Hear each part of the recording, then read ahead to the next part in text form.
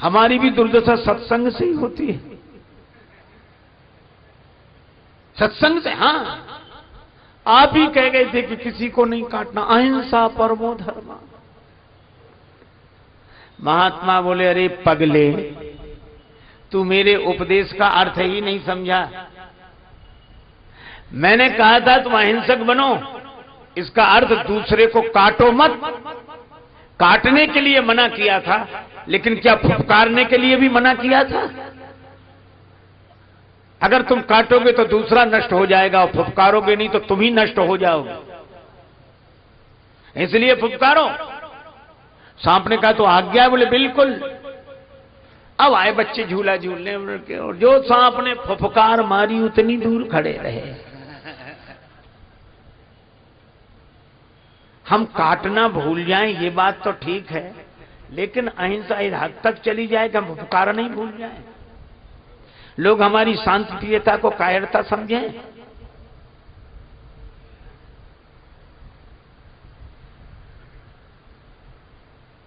हमारे यहां के जितने भगवान हैं, जितने अवतार हैं, आप देखो सभी के हाथ में शस्त्र हैं। श्री राम जी के हाथ में धनुष बाण, हनुमान जी के हाथ में गदा, शिव जी के हाथ में त्रिशूल, माता भवानी के हाथ में तलवार है। सब शस्त्र क्यों रखते हैं? हमारे यहां दो की परंपरा है, शास्त्र और शस्त्र। हम लोग पहले शास्त्र से सबको समझाते हैं। शाह में दो डंडे लगते हैं, वो सा रहता है ऐसा, और दो डंडे, आधा रा वाला सा, फिर त्रा, शास्त्र। तो हम शास्त्र से समझाते हैं, हनुमान जी की तरह विनती करो जोरी कर रावण। लेकिन जब कोई शास्त्र से नहीं समझता, हमारी खिल्ली उड़ाता है, तो फिर शास्त्र में से एक डंडा बाहर निकल आता है, और डंडा बाहर निकलते ही शास्त्री शस्त्र हो जाता है। तो हम शास्त्र शस्त्र दोनों से समझाते हैं, लेकिन पता नहीं हम लोगों को क्या हुआ, शास्त्र रह गए, शस्त्र तो गायब ही हो गए। शास्त्र आस्था की स्थापना करता है समाज में, और शस्त्र के द्वारा व्यवस्था होती है। और यही कारण देखो, रामचरितमानस बड़ा अद्भुत ग्रंथ है, बहुत अनुपम ग्रंथ है। श्री हनुमान जी भेजे गए लंका में, और हनुमान जी ऐसे संत हैं कि जो कहा सो सहा। रावण अपशब्द बोलता है और हनुमान जी विनती करो जोरी कर राम। संत का यही स्वभाव है कि वो सब सहता है।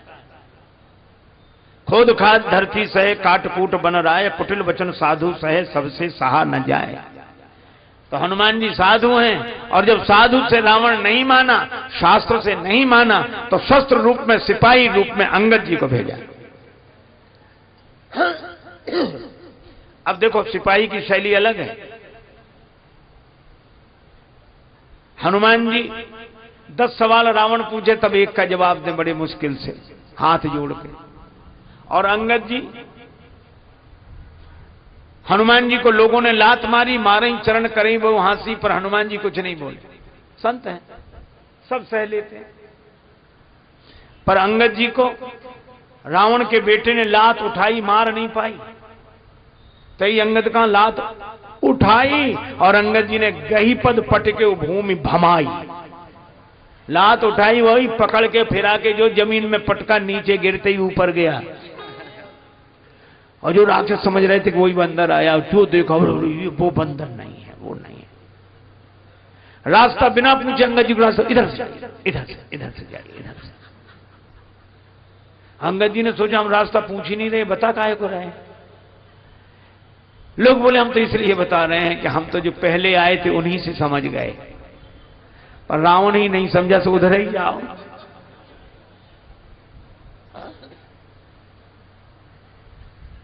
और उधर इसलिए भेज रहे कि हम तो बच्चे हैं, तुम ही जाओ उधर।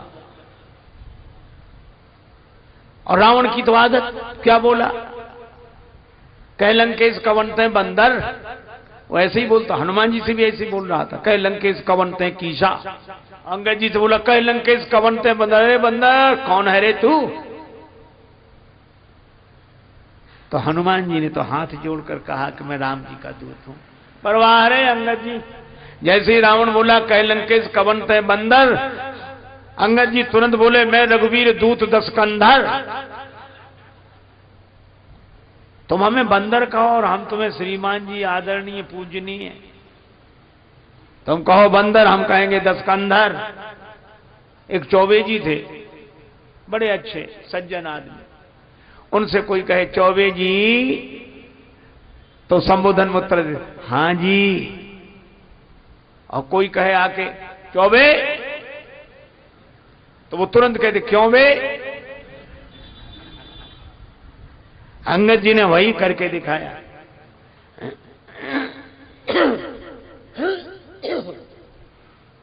जिस रावण की सभी स्तुति करते हैं, मैं प्रसंग नहीं कह रहा हूं, केवल एक बात कह रहा हूं। हनुमान जी ने भी कहा था रामचरण पंकज उर्धरव, हनुमान जी की शैली अलग है। और अंगद जी ने कहा कि मेरा चरण कोई हिला दे, कोई जब नहीं हिला पाया बोले रावण तुम ही बचे हो। रावण आया, जैसे ही चरण उठाने की झुका, अंगद जी ने तुरंत पांव हटा लिया, बोले भाई ऐसे ही झुको लेकिन चरण राम जी का पकड़ो। हम अपना चरण नहीं पकड़ाना चाहते, झुकना सिखाना जानते हैं, राम जी के चरण पकड़ो। यह है हमारा भारतवर्ष। लक्ष्मण जी ने यही कहा कि कोई कुछ करता रहे, कोई कुछ बकता रहे, आप चुपचाप बैठे रहो। तो लक्ष्मण जी हैं युद्ध के पक्ष में, ताकि इन आतताइयों को सजा मिले, और राम जी कहते युद्ध का परिणाम बुरा, मत करो। अच्छा, हमारे सामने भी यही समस्या है, युद्ध करें न करें। एक मत राम जी का है, एक मत लक्ष्मण जी का है। लेकिन राम जी ने कहा चिंता मत करो, युद्ध की जरूरत नहीं है, शांति हो जाएगी। का कैसे होगी शांति? इसीलिए आप वर्णन पढ़ते हैं, परशुराम जी तब मिले जब राम जी की बारात लौटकर अयोध्या जा रही थी। पर तुलसीदास जी ने सोचा जंगल में मोर नाचा किसने देखा, परशुराम जी तो यहां आने चाहिए। ते अवसर सुनी सेव धनु भंगा,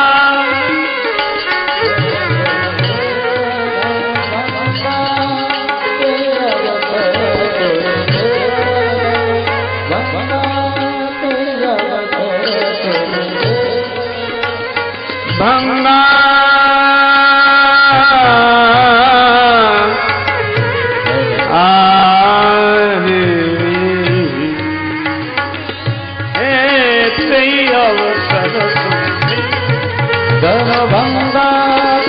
अवसर सुनि भंगा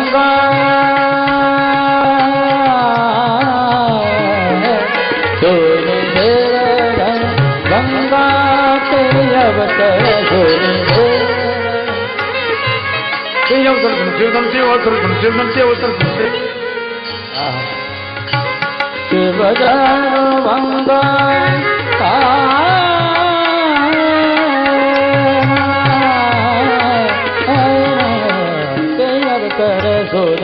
देवधन भंगा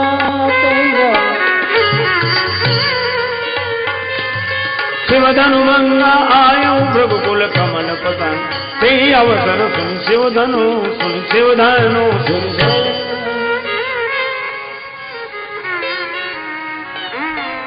उसी समय परशुराम जी फरसा लिए वीर वेश में सामने आकर खड़े हो गए।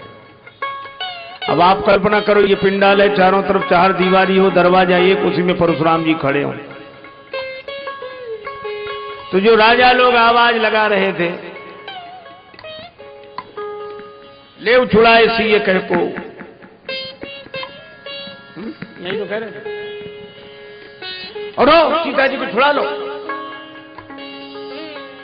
अब जो हाथ ऊपर उठाए थे बोल रहा था, और जो उसने परशुराम जी को देखा, हाथ ऊपर का ऊपर, मुंह बंद न हो। बगल वाले ने कहा क्या हुआ, हिम्मत से बोलो, हम तो साथ में, बोलो बोलो। अब वो बोले क्या, उधर ही देखा। अब बगल वाले ने देखा, जो देखा परशुराम, भगवान परशुराम। क्रोध में लगते, प्रणाम करने कौन जाए। जो जाए वही मरेगा, नहीं जाओगे तो और जल्दी मरोगे। तो जो जहां थे वहीं से सिर रख रख के पितु समेत ले ले निज नामू, लगे करन सब दंड प्रणाम। और परशुराम जी जिसकी ओर गौर से देखें, जिसे पहले भी कहीं देखा है, वो समझता था कि बस हमारी उम्र के दिन पूरे हो गए। यही सुभाए चित वही हित जानी,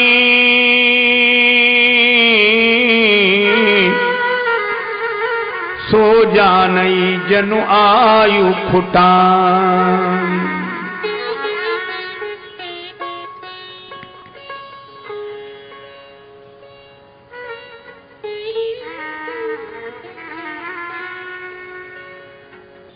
जनक जी ने आकर प्रणाम किया, सीता जी से प्रणाम कराया, विश्वामित्र जी आए, राम जी लक्ष्मण जी को बाद में बुलाया, पहले नहीं। विश्वामित्र जी को गले से लगा लिया परशुराम जी ने, और परशुराम जी के दोनों हाथ विश्वामित्र जी अपने बगल में दबा लिए। और उसी समय बोले, राम चलो प्रणाम करो, लक्ष्मण प्रणाम करो। मतलब ये था कि जब तक हम इनके फरसे वाला हाथ दबाए तब तक कर लो प्रणाम, नहीं ऐसे प्रणाम करने कोई कह देगा यही फरसा उठ जाए तो संभाले कौन। राम जी लक्ष्मण जी ने प्रणाम किया, आशीर्वाद दिया। अरे भाई बड़े सुंदर है, कौन है, इतनी जल्दी परिचय दिया, राम लखन दशरथ के ढोटा। आशीर्वाद ठीक ठीक। अब जनक जी से पूछा ये भीड़ कैसी इकट्ठी है। जनक जी ने कहा बेटी का विवाह धनुर्भंग की प्रतिज्ञा की थी, धनुर्भंग की प्रतिज्ञा की थी। परशुराम जी ने पूछा क्या धनुष टूट गया? पलटकर देखा धनुष के दो टुकड़े। बड़े क्रोध में बोले, कौजल जनक धनुष कहीं तोड़ा।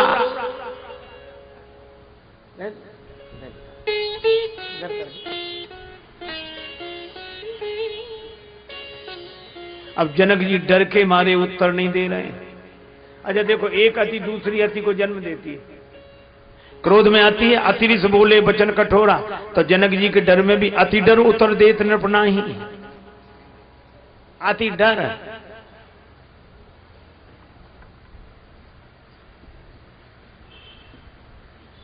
राम जी ने देखा कि कोई नहीं बोल रहा है। राम जी माने भारतवर्ष का आदर्श।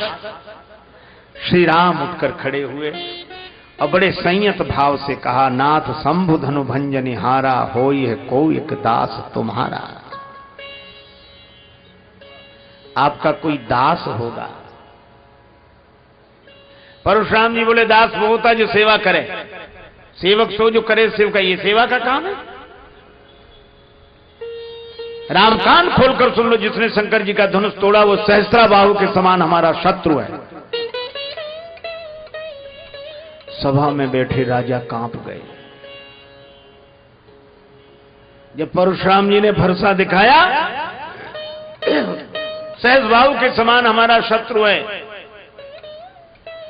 तो राजा लोग कहते, हे भगवान अच्छा रहा कि हमसे धनुष नहीं टूटा, न अगर धनुष हमसे टूट जाता तो इनसे कौन सुलझता। भगवान जो करते अच्छा करते, न तकदीर आजमाने तो हम भी गए थे।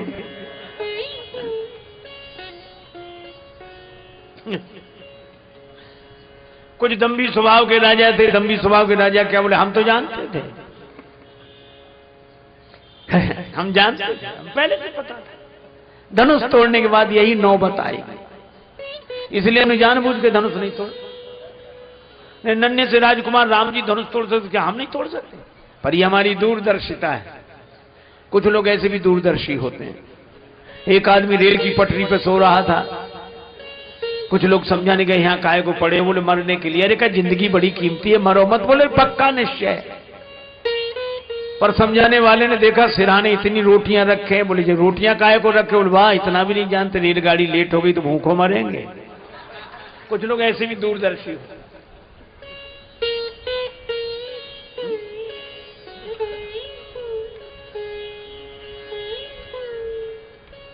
भगवान ने परशुराम जी के मन में प्रेरणा की कि इनका इलाज और हो जाए। तब तक परशुराम जी बोले, सो बिलगाई बिहाई समाजा, न तुम्हारे जई हैं सब राजा। वह समाज छोड़कर अलग हो जाए या समाज उसे अलग कर दे, नहीं तो जितने राजा हम सबको मार। और राजा लोग लगे कांपने के, भगवान धनुष का धनुष नहीं टूटा, मरे और जा रहे हैं। धनुष तोड़ के ही मरते तो नाम होता कि साहब धनुष तोड़ के मरे। एक राजा ने कहा, हमने तो पहले ही कही थी कि घर चलो। जनक जी ने भी कहा था, तजवाथ निज निज गृह जाहु। तुम ही बैठे रहे कि तमाशा देख लो। अब देखो तमाशा। लक्ष्मण जी से नहीं रहा गया।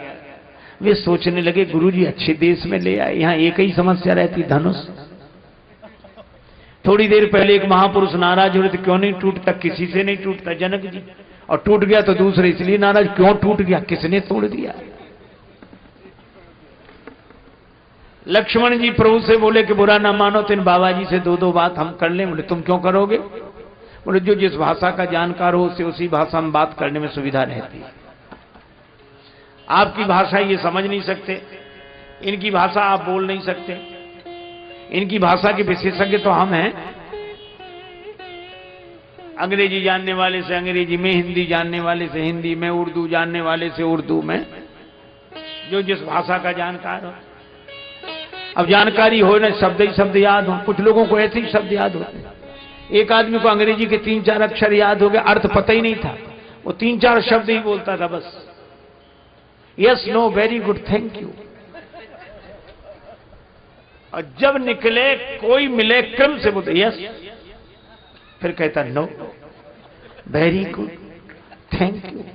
लोग हंसते थे, उसे खुद पता नहीं था इनका मतलब क्या है। एक बार रेल में जा रहा था, किसी की अटैची चोरी हो गई, तो किसी ने कहा कि भाई साहब आपने हमारी अटैची देखी है? उसे अंग्रेजी बोलने का मौका मिला। अटैची देखी है? बोले यस। तो बोले प्लीज दे दीजिए। तो दूसरा अक्षर बोला नो। उसने डांटा कि हमारी एक अटैची का देने ना, क्यों नहीं? सो बोला वेरी गुड। तो उसको लगी कि सब पगला, 2-4 थप्पड़ लगाए और उसे लगा आखिरी सब तो बोल ही थे। तो बोला थैंक यू। अरे शब्दों का अर्थ तो पता हो। तो लक्ष्मण जी ने कहा कि इनकी भाषा में हम इन्हें समझा दें। भगवान मौन रहे, मौनम स्वीकृति लक्षण में। लक्ष्मण जी गए, बोले बाबा जी नाराज क्यों हो? क्यों नाराज हो? परशुराम जी बोले ये धनुष टूट गया। अच्छा धनुष टूट गया तो आप क्यों टूटे जा रहे हो? आप कोई धनुष हो? कितनी बढ़िया बात है। क्या आप धनुष हो? बोले नहीं हम तो धनुष नहीं। बोले फिर क्यों टूट रहे हो? अच्छा चलो आप धनुष नहीं हो, आपका धनुष है? नहीं हमारा नहीं। किसका है? हमारे गुरु भगवान शंकर का। तो शंकर जी ने मना किया था कि मत तोड़ो। उन्होंने तो जनक जी को दिया था, उन्होंने तोड़वा दिया। ना आपका धनुष है ना आपको दिया गया, आप बीच में काहे को दुखी हो? परशुराम जी मन में सोचने लगे कि बच्चा बात तो ठीक कह रहा है, हम क्यों दुखी? आपको कई लोग ऐसे मिलेंगे जो कहते महाराज हम बहुत परेशान हैं, हम बहुत परेशान हैं। उनसे पूछो क्यों परेशान हो? कहते हमें खुद समझ में नहीं आता कि हम क्यों परेशान हैं। अच्छा बोलो समझ में आ जाए तो परेशानी आधी कम हो जाएगी कि नहीं?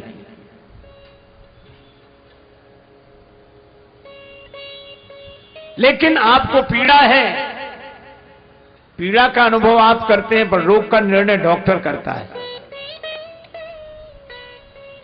लक्ष्मण जी ने कहा परशुराम जी महाराज आप पीड़ा का अनुभव कर रहे हैं, लेकिन रोग कौन सा है वो मैं बता रहा हूं। और लक्ष्मण जी ने रोग बताया। बड़ा अच्छा वर्णन है श्री राम कथा में। यही धनु पर ममता,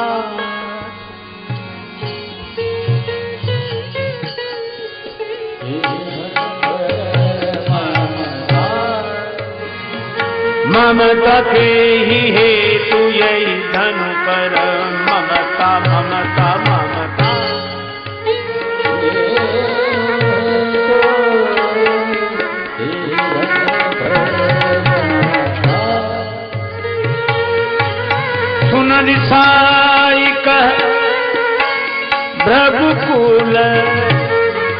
के तू हे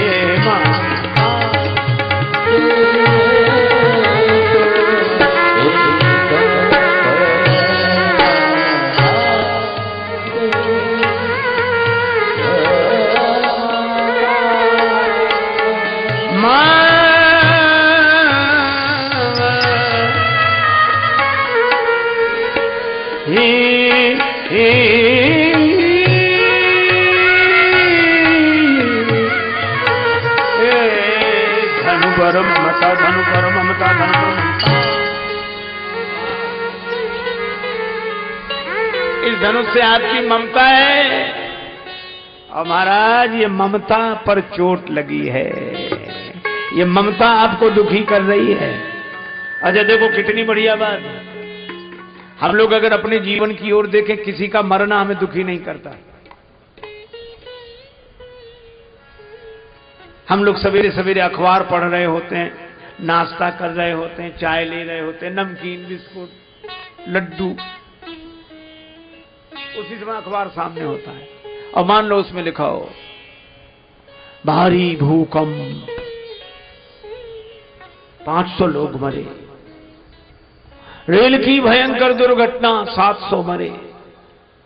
हा? हम लोग ऐसे पढ़ते रहते, कितने मरे? 700। ज्यादा मरे होंगे, अखबार वाले कम छापते हैं। चाय नहीं लिया आपने? चाय नहीं। अब भूकंप में वजह, अरे ज्यादा मरे होंगे। तो आंकड़े सरकारी आंकड़े, आप लड्डू ले, नमकीन ले। अच्छा बोलो, ऐसी बातें करते कि नहीं? आप ये देखो, अगर किसी के मरने से हम दुखी हो रहे होते तो क्या नाश्ता कर पाते? इसका मतलब किसी का मरना हमें दुखी नहीं करता।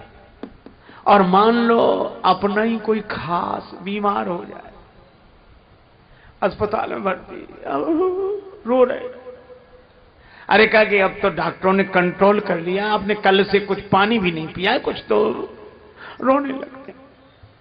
जब तक वो स्वस्थ ना हो जाए हम तो पानी भी नहीं पिए। एक आदमी मरा नहीं, बीमार है, हम पानी भी नहीं पी पाते। और 1000 मर गए थे तब कुछ नहीं लगा, 700 मरे तब कुछ नहीं लगा, और एक आदमी के बीमार होने में। इसका अर्थ है कि हम मृत्यु के कारण दुखी नहीं होते, ममता के कारण दुखी होते हैं।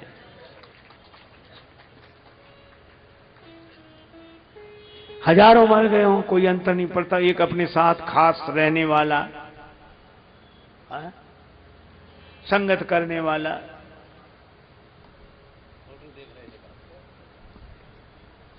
और मान लो मर जाए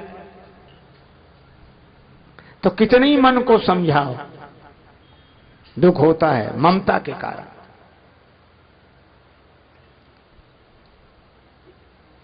लक्ष्मण जी ने कहा तुम्हारी इस धनुष से ममता है, ममता न होती तो ये दुख नहीं होता। और रामचरितमानस में कहा ममता दाद, ये दाद का रोग बड़ा खराब होता है महाराज, जिन्हें होती है वही जानते हैं। दाद जब देखो तो खुजली, औरों के भी अंग हैं, उन्हें नहीं लगती खुजली क्योंकि दाद नहीं है। इसी तरह ममता की दाद जिसके मन में होती है उसी को वासना की खुजली लगती है। अब बात तो लक्ष्मण जी ने सही कही, ममता, लेकिन केवल ममता होती तो दूर हो जाती। अहमता, छोटा बच्चा हमें समझा रहा है। एक वृद्ध से व्यक्ति ने कहा, बच्चे ने, कि भगवान का भजन करो। तो वृद्ध क्या बोला, कलयुग आ गया है, कौन कलि के गुण गावे रे, छोकरा ज्ञान सिखावे रे। बेटे ने कहा कानों से भगवान की कथा सुनो, इन कानन से सुनो अब कृष्ण कथा दिन रात। वृद्ध क्या बोला, जो सुन तो गांव में छिपके सबकी सुन तो बात, बने बहरा पछतावे रे। कथा सुनो। बोले अगर सुनाई पड़ता तो गांव भर की बातें ना सुनते।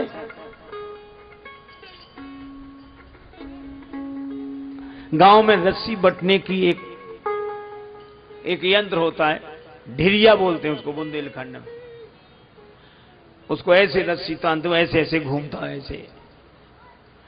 युवक ने कहा माला ले लो हाथ, करते कछु नहीं कर रहे, माला ले लो हाथ। तो क्या बोला, माला को हो तो बुतो, तो ढिरिया ले तो कात, बिछावन बिन दुख पावे रे।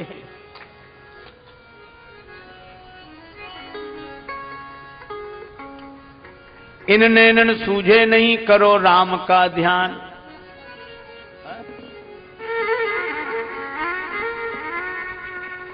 अरे बोलो जो दिखतो तो क्यों फिर तजे खेत खलिहान, उन्हीं को देखते।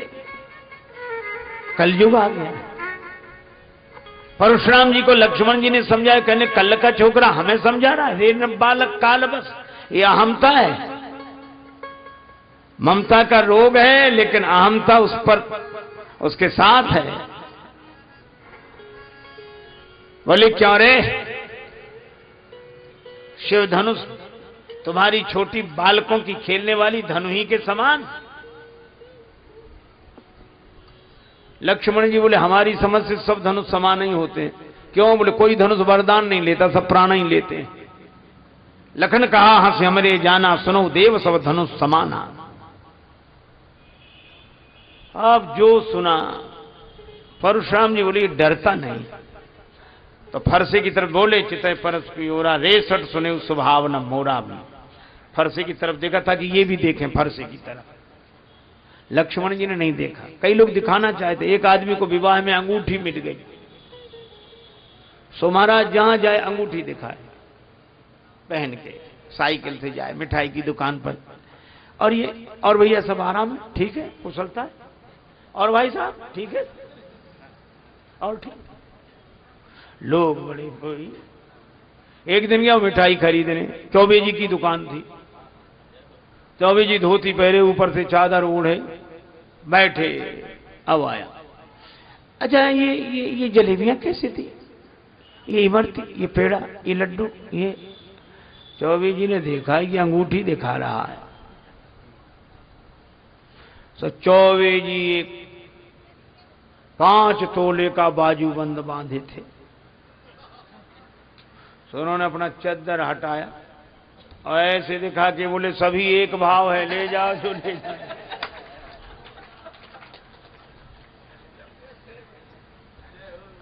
परशुराम जी फरसे की तरफ दिखाना चाहते हैं लक्ष्मण जी को, लक्ष्मण जी ने देखा ही नहीं। तो बोले परस विलोक महीप कुमारा, मेरा फरसा देख। लक्ष्मण जी बोले जब से आए हो तब से फरसा ही तो दिखा रहे हो, और ये गनीमत है कि हमने फरसा नहीं देखा।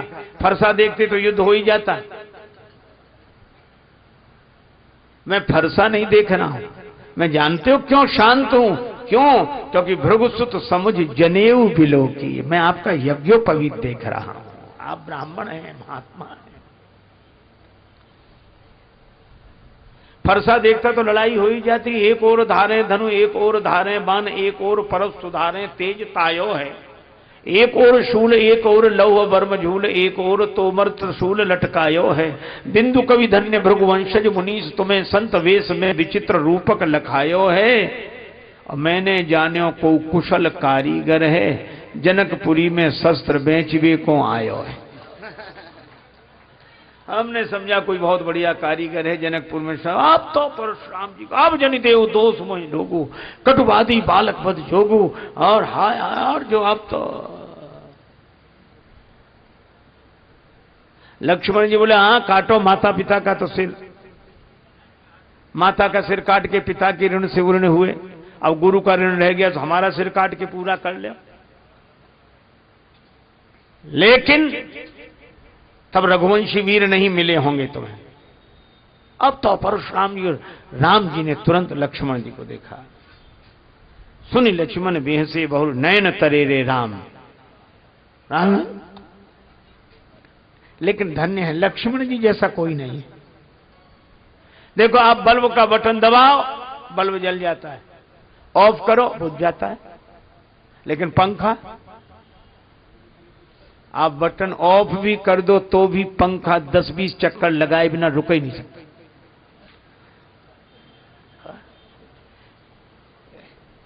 दोनों का बटन आपके हाथ में। अच्छा, कभी कभी ये चलता भी नहीं है पंखा, चाहे जितना बटन ऑन करो।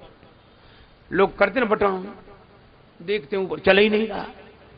रेलगाड़ियों में अक्सर होता था 3 टायर में, जब हम लोग चलते थे। महाराज हम लोग एक बार 3 टायर में जा रहे थे, एक आदमी आया, तो हम तो ऐसे मुंडित थे उस समय। सो आके बोला महाराज प्रणाम, खुश रहो भैया। महाराज कंगा है? तो हमने कहा हमें कंगे की क्या जरूरत? नहीं महाराज हो तो क्यों जरूरत तुम्हें क्यों पड़ी? पंखा नहीं चल रहा, वो कंघा मिल जाए तब पंखे में ऐसे ऐसे करें। है कितनी कोशिश करके चलाना पड़ता अगर जाम हो पंखा। तो जो भक्त होते हैं उनका रिमोट भगवान के हाथ में, बंद करें तो बंद, शुरू करें तो शुरू, वो भक्त हैं। और अभिमानी वो बंद करने पर भी अहंकार के कारण चक्कर में पड़े बिना माने नहीं। बल्ब बंद होता है, पंखे को बंद होना पड़ता है।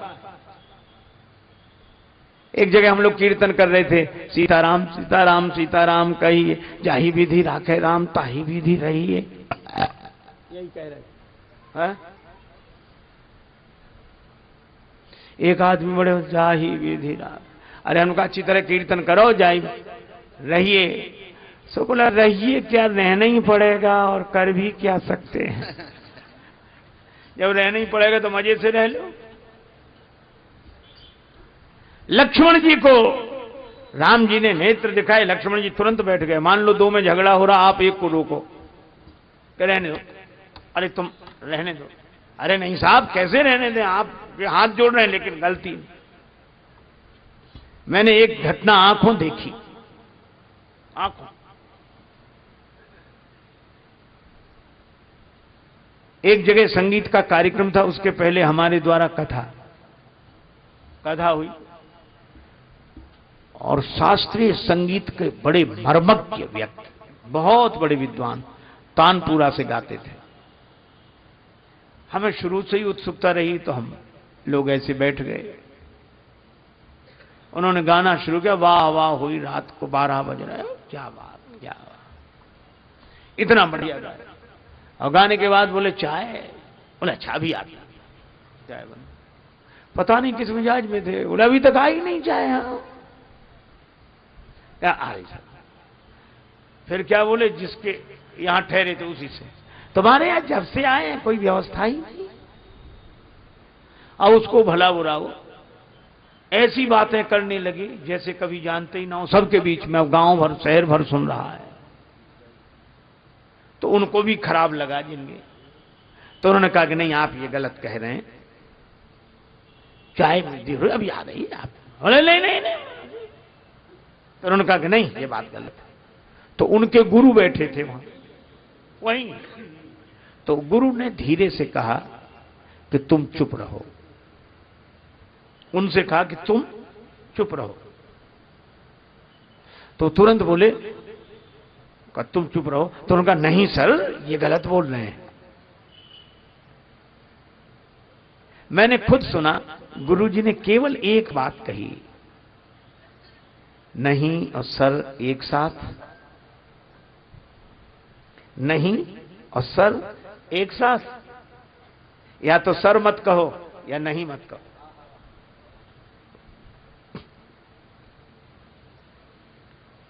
तुरंत चुप हो गए। लक्ष्मण जी के साथ यही है, नहीं सर एक साथ नहीं, और क्रोध में भिड़ रहे हैं, कोई मना कराए कैसे। और कई बार अगर पकड़ो भी तो आदमी ज्यादा ताकत लगाता, छोड़ दो तो उतनी नहीं लगाएगा, और आज इसे छोड़ूंगा नहीं, और अब तुम छोड़ दो, और तुम छोड़ दो नहीं तो तुम्हें नहीं छोड़ूंगा। लक्ष्मण जी नयन तरेरे राम, तुरंत जैसे कोई क्रोध ही ना हो। गुरु समीप गवने सकुच परिहर बानी बाम, यह है मर्यादा। राम जी ने हाथ जोड़े, महाराज आप क्रोध शांत करें। परशुराम जी बोले कैसे क्रोध शांत होगा, राम तोर भ्राता बड़ पापी, अगर ये फरसा नहीं चला तो। बोले अगर फरसा चलने से ही क्रोध शांत होता हो तो मेरा सिर झुका है, चलाइए फरसा। कर कुठार आगे यह शीशा। अब परशुराम जी ने फरसा उठाया तो फरसा चले ही नहीं। कैसे चले फरसा, हाथ चले तब तो फरसा चले। अच्छा हम लोग कितने खुश होते हैं, कई बार कहते उनकी चिंता मत करो, वो तो हमारे हाथ में। अक्सर लोग कहते भैया उनको देख लेना, वो अरे हमारे हाथ में, वो हमारे हाथ में।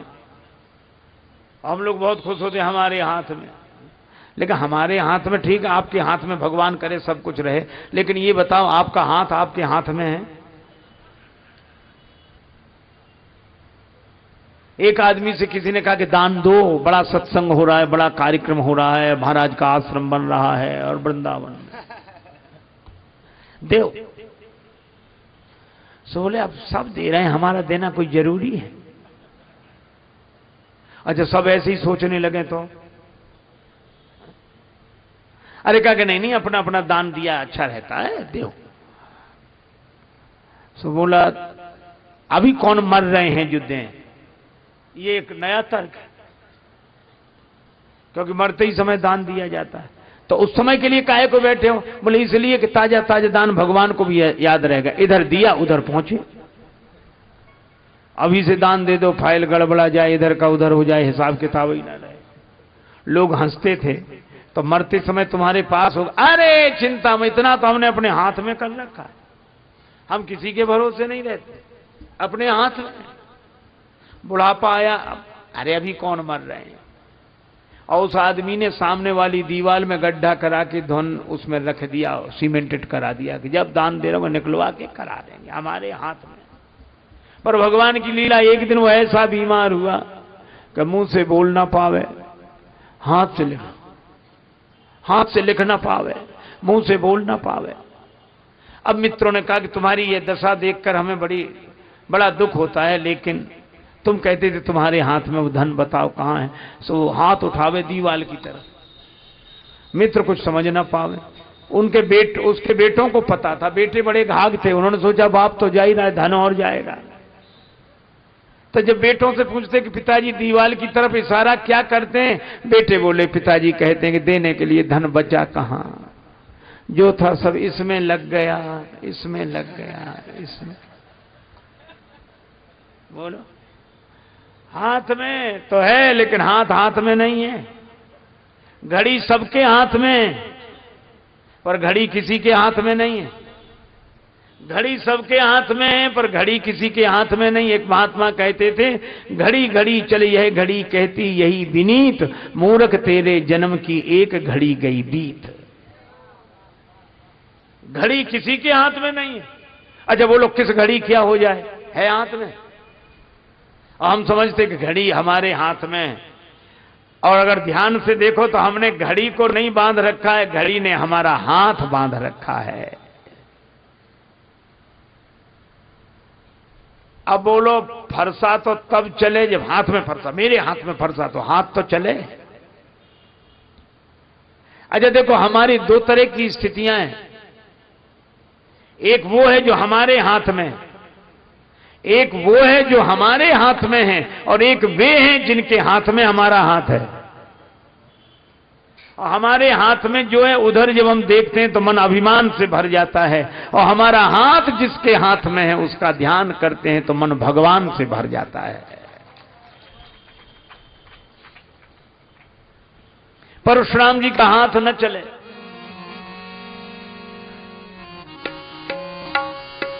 बहई न हाथ दहई रिस छाती हाथ दहई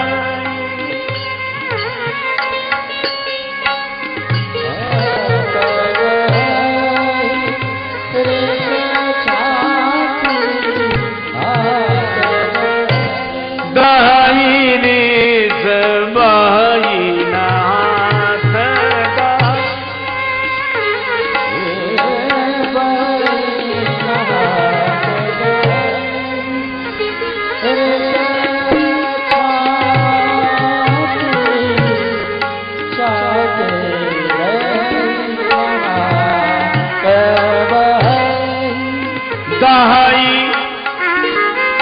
रिस शादी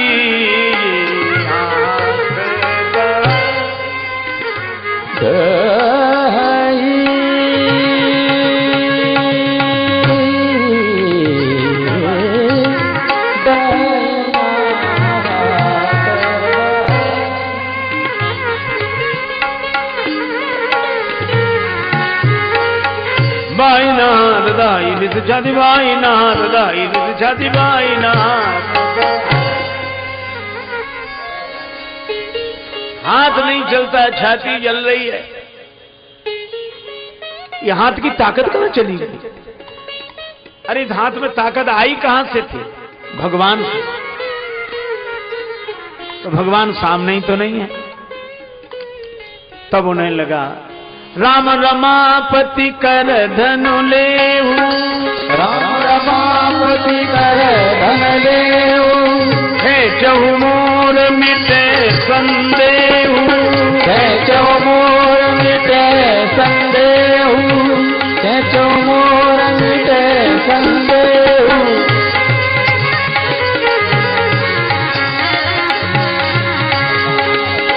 है चहु मोर मिटे कैचो मोर मिटे संदेहू, कैचो मोर मिटे संदेहू, कैचो मोर मिटे संदेहू। हे राम जी, मुझे लगता है भगवान विष्णु का इस रूप में अवतार हुआ है। इस धनुष को चढ़ा दी। तो परशुराम जी ने धनुष को देने की इच्छा की, तब तक देत चाप आप ही चले गए। धनुष अपने आप गया।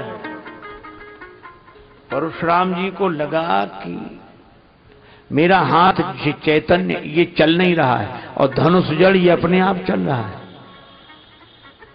हाथ में चेतना है, ये चल नहीं रहा है, धनुष अपने आप चल रहा है। लक्ष्मण जी बोले सामने देख लो कौन खड़े हैं। राम जी, इनकी विशेषता क्या है? जो चेतन कहां जड़ करई, जड़ ही करई चैतन्य, अस समर्थ रघुनायक कहीं भजे ही जीवते धन्य। ये जड़ को चैतन्य, चैतन्य को जड़ बना देने की क्षमता रखने वाले।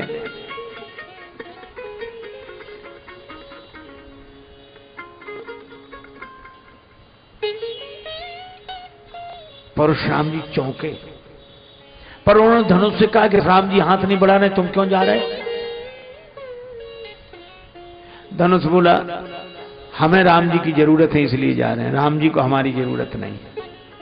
अरे वो तो ठीक है लेकिन थोड़ी अकड़ तो दिखाओ, राम जी हाथ नहीं बढ़ा रहे तो अपने आप जा रहे हो। धनुष बोला ना बाबा, एक धनुष ने अकड़ दिखाई तो 2 टुकड़े हुए पड़े, हम भी अकड़ दिखाएं, टुकड़े कराएं। लक्ष्मण जी राम जी से कहने लगे, जब परशुराम जी ने कहा धनुष को चढ़ाओ, लक्ष्मण जी बोले मेरी मानिए तो कछु बिनती सुनाऊं, नाथ आप मुनिराज के समीप हो सिधारे ना। क्यों? एक धनुष के पास गए थे, उसका ही तो मुकदमा चल रहा है, अब तक फैसला नहीं हुआ है, और दूसरे धनुष के पास और जा रहे हैं।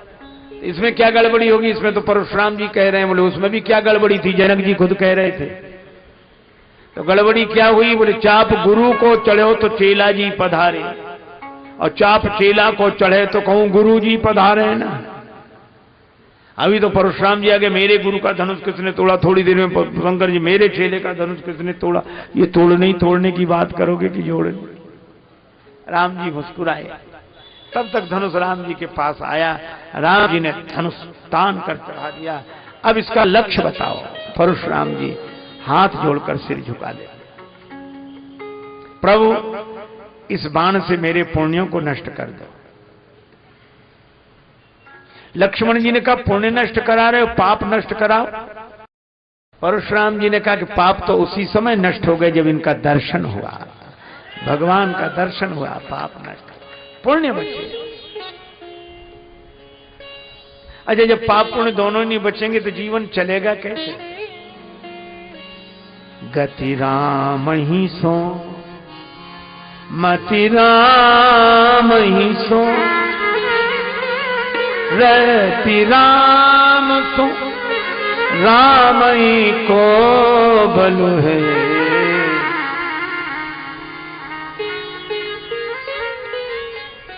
आपकी जेब में जो रुपया हो आप उसी से अपना खर्च चलाते हैं, और आपने किसी बड़े आदमी की जेब में अपना रुपया डाल दिया, दे दिया, तो फिर आपकी जेब से खर्चा नहीं चलेगा, फिर उसकी जेब से खर्चा चलेगा।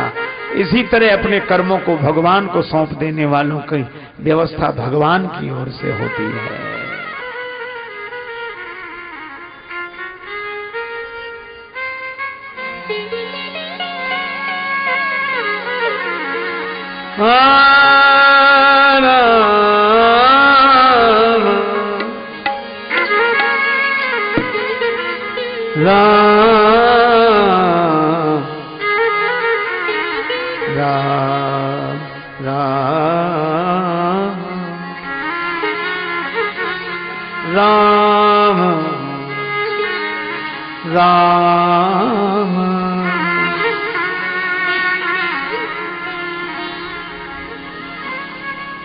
कही जय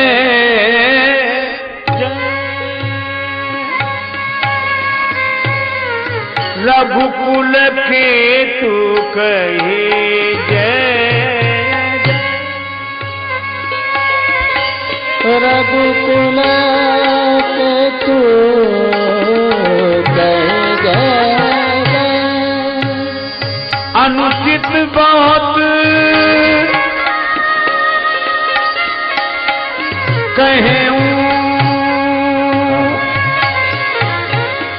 अज्ञाता,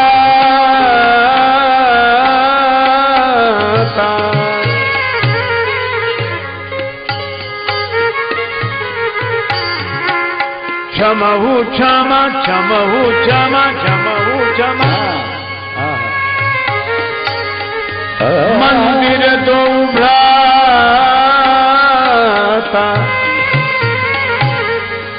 क्षमा मंदिर दो भ्राता, क्षमहु क्षमा क्षमहु क्षमा क्षमहु क्षमा।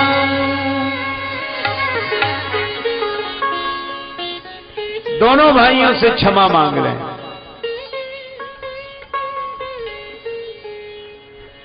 तो पर लक्ष्मण जी भी तो क्रोध में थे, इनसे काहे को क्षमा मांगे?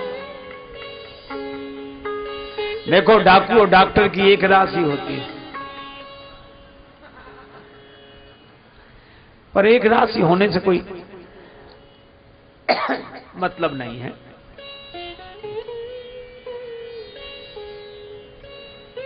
डाकू के नाम के साथ कुख्यात, डॉक्टर के नाम के साथ विख्यात। डॉक्टर को इनाम दिया जाता है, डाकू पर इनाम बोला जाता है। दोनों के हाथ में छुरी और दोनों चलाते हैं, लेकिन अंतर यही है कि डाकू जीवन नष्ट करने के लिए छुरी चलाता है और डॉक्टर जीवन बचाने के लिए छुरी चलाता है। लक्ष्मण जी ने जो क्रोध किया वो परशुराम जी के उपचार के लिए। अच्छा देखो, एक बात और बताएं आपको,